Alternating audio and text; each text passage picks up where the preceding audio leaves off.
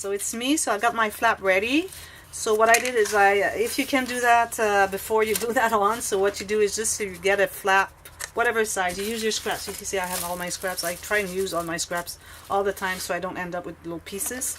So what I had to do is I had to dig pretty much in there. So I managed to get this width. So you can have whatever width you want. It could be this wide, whatever you want, okay? So I got this much here. So you have this piece, and whatever length you want. You can have it this big, whatever you want, okay? So what I'm gonna do now is I scored like a 1/4 inch, so maybe 3/8 of an inch here, and then I scored pretty much the same amount of gusset that I had on my top flap, this one here.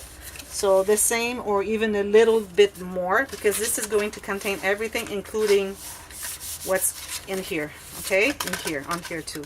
So you just glue that on.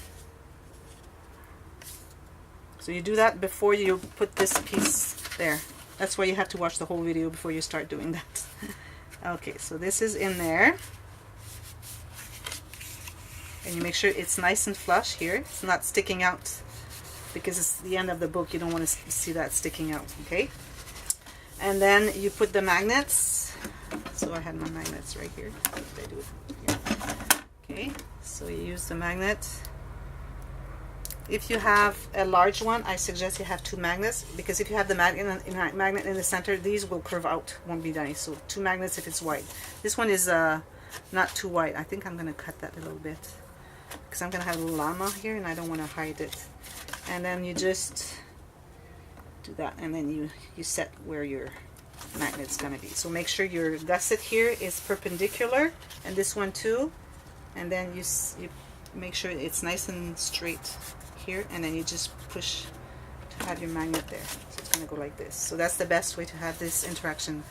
And then you have all this space for all those pages, and then the matting, and then the photos, which is pretty good.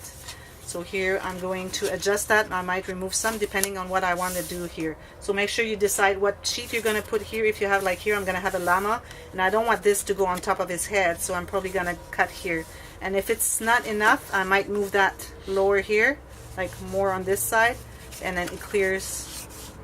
I might do that like here, the magnets here and here, and then cut this so it clears the llama. So you're gonna see that on the next video. So this is 8B, so make sure you watch 8A and 8B together. See you later. Thanks.